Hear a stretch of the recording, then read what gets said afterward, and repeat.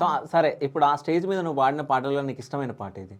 పొయ్యి మీద పాలు సెట్టి పొంగిపోతే గాజుల సెట్టి, పొయ్యి మీద పాలు సెట్టి పొంగిపోతే గాజుల సెట్టి, అవి కొన్ని పొయ్యి పాలైతే అత్తమామల పోరు సెట్టి, అవి కొన్ని పొయ్యి పాలైతే అత్తమామల పోరు సెట్టి.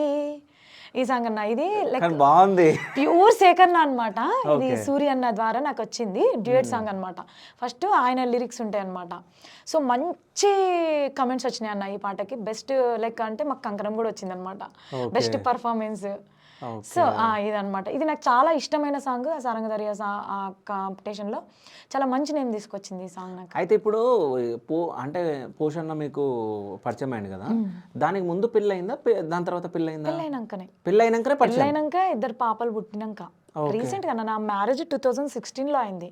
ఓకే. సో నేను స్టార్ట్ చేసింది 2022. ఓకే. అంతకు ముందుకు ఏం జరిగిందని అడగండి. అంతకు ముందుకు నాకు అంటే పాడడం ఇష్టం, బట్ నాకు యూట్యూబ్ అనేది ఏం తెలీదు.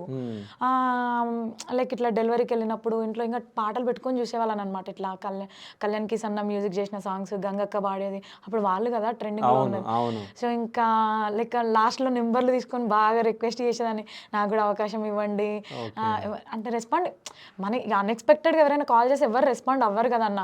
సో అట్లా నేను చాలా మందికి రిక్వెస్ట్ పెట్టుకున్నాను, నాకు కూడా ఒక అవకాశం ఇవ్వండి, నేను కూడా వాడతాను అని చెప్పేసి. సో అప్పుడు ఎవరు అట్లా రెస్పాండ్ అవ్వలేదు. ఇక దాని ద్వారా ఇక మ్యారేజ్ అయిన తర్వాత మా హస్బెండ్ ఇంకా సపోర్ట్, మమత నువ్వు బాగా వాడుతావు, ట్రై చేద్దాం ఎక్కడైనా అంటే యూట్యూబ్లో. ఎప్పుడు అన్నాడు ఫస్ట్? అంటే